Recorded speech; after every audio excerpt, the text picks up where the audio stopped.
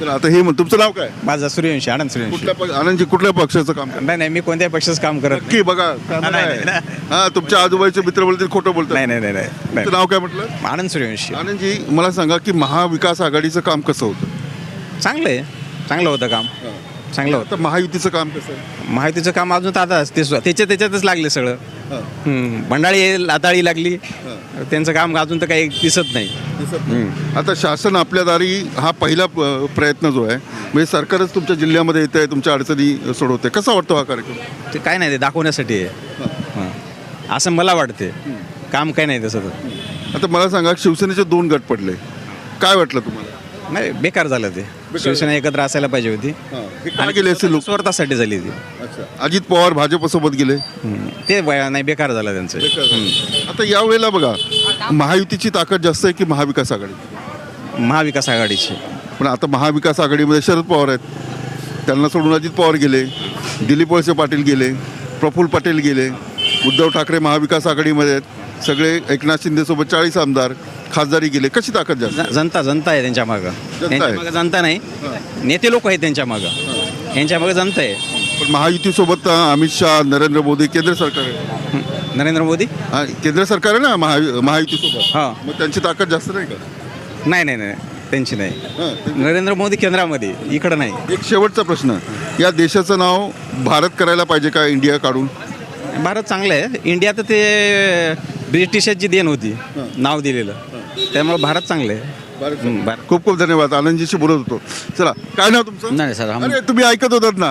नहीं, मैं नहीं नाव तर सांगा. अरे प्रवीण तिवारी, प्रवीण, गाव कुठलं आहे तुमचं? यूपी है, यूपी यूपी. जी. यूपी मध्ये. आता इथे नांदेडमध्ये कधी आलात तुम्ही? सर मार्केटिंग के लिए, मार्केटिंग लिए? कंपनी के मार्केटिंग के लिए जी। अच्छा, बार बार आते रहते हो या कैसे? नहीं, बार बार आते रहते हैं हर महीने। कैसे लगा महाराष्ट्र में? नहीं, अच्छा लगा, नांदेड़ कैसे लगा? बहुत अच्छा लगा। मुंबई कभी गए हो क्या? मैं मुंबई से ही आया हूँ, मैं 15 साल मुंबई में ही जॉब। 15 साल मुंबई में, फिर भी बात नहीं कर रहे। मुंबई का आदमी तो अमेरिका में जाके भी बात करता नहीं है, नहीं, बात करते हैं लेकिन हमको मराठी बोलने को नहीं आता हिंदी है। में बात करते हैं। ये बताओ कि अच्छे दिन आए? नहीं, अच्छे दिन मार्केटिंग है में काम करते हैं जी, अच्छे दिन है। कुछ लोग बोलते हैं कि नहीं महंगाई बढ़ी है, बेरोजगारी बढ़ी है, अच्छे दिन नहीं दिख रहे। सर समय के हिसाब से महंगाई बढ़ी है और समय के हिसाब से बेरोजगारी। अब जैसे हम सोचते हैं कि हमारे माँ बाप है, हमको 10 साल पढ़ाया, पैसा लगाया, और वो आदमी प्राइवेट जॉब के लिए जाते नहीं हैं। प्राइवेट जॉब में भी 50,000, 60,000, लाख रुपया, 2 लाख रुपए की नौकरी है, उसको जाते नहीं है। वो सोचते हैं कि हमको गवर्नमेंट जॉब ही चाहिए। गवर्नमेंट जॉब के लिए वो अपना समय व्यतीत कर देते हैं, फिर उनके नौकरी के लिए समय निकल जाता है, वही बेरोजगारी है जी। ठीक है, अभी ये बताओ मुंबई में 15 साल हुआ, जी वोटिंग कहाँ करते हो? नहीं, वोटिंग में नहीं किया सर उधर। वोटिंग नहीं किया।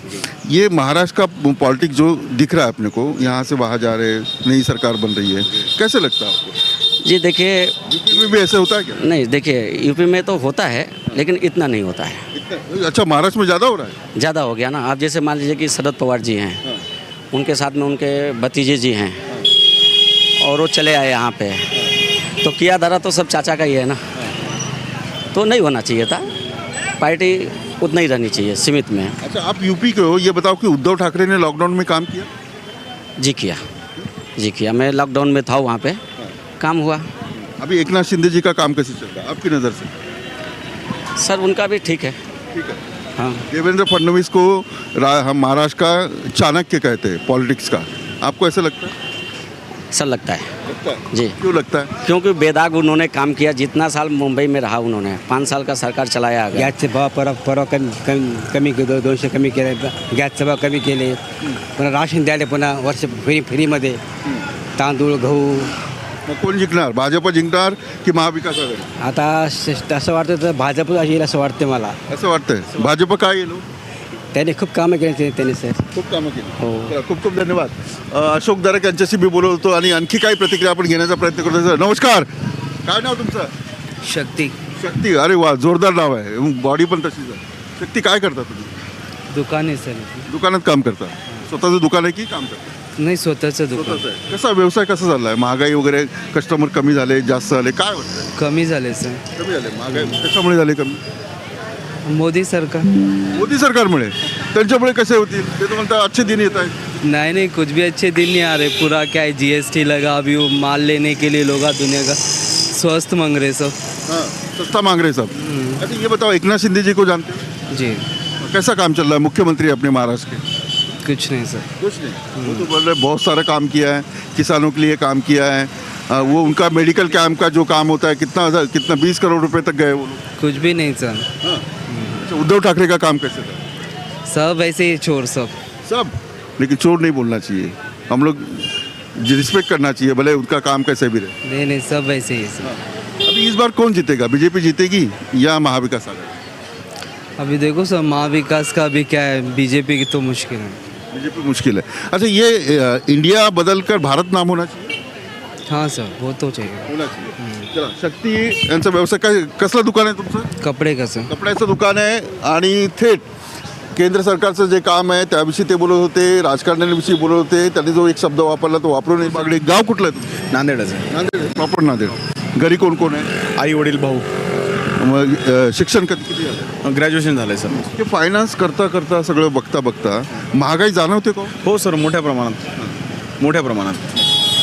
कशी काय जाणवते? सध्या कसं सर, एकंदरीत हे महाराष्ट्राचं राजकीय वातावरण पाहता ज्या काही स्वायत्त संस्था आहेत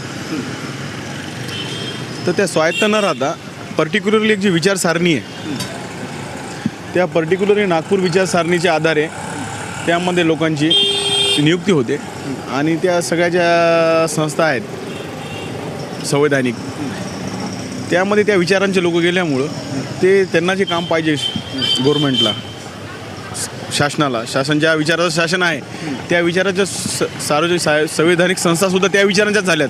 त्यांचे प्रमुखही नेमताना त्या गोष्टीची ते सरकार काळजी घे. एका वाक्यात सांगू तुम्हाला काय म्हणायचं आहे की ज्या संस्था आहेत त्यांचा गैरवापर सुरू आहे. 100%. मग हे थेट का बोलत नाही? नाही आता काय थेट बोलणार सर, थेट बोललं तर मोठ्या मोठ्या पार्टीचे लोक सुटत नाही, आपण तर सर्वसामान्य माणसं आहेत. पण महाराष्ट्राचं राजकारण कसं वाटतं? फार गलिच्छ, फार गलिच्छ सर. पण आता कसं काय गलिच्छ म्हणा? कसं सर, हे शिवशाहू फुले आंबेडकरांचा महाराष्ट्र आहे, बरोबर की नाही? समतेची सुरुवात महाराष्ट्रातून झाली. छत्रपती शिवाजी महाराजांनी जी मार्गदर्शन तत्व घालून दिलीत ते संपूर्णपणे लोकशाहीमध्ये उतरवण्याचं काम बाबासाहेब आंबेडकरांनी केलं. पण काय माहिती का, त्यामधले काही खाचकळगे पाहता ईडीचा गैरवापर, CBIचा गैरवापर, निवडणूक आयोगाचा गैरवापर, इतकंच नाही तर सुप्रीम कोर्टाचा सुद्धा गैरवापर असं म्हणायला काहीच हरकत नाही. कारण सर्वसामान्यांना सगळ्या गोष्टी कळत आहेत, बरोबर ना? ते तुम्हाला जाणवतं असं? 100% जाणवतो सर. आता मला पहा तुम्ही, हसन मुश्रीफ यांच्यावर ईडीची कारवाई होणार आणि लगेच ते दुसऱ्या दिवशी मंत्री होणार. आता ईडी कुठे आहे सर? सर्वसामान्यांना प्रश्न तर पडणारच ना. अजित पवार भाजपसोबत गेले, कसं वाटलं? त्यांना चांगलं वाटलं असेल, पण ते शेवटी काहीतरी सेटलमेंट करूनच गेले सर.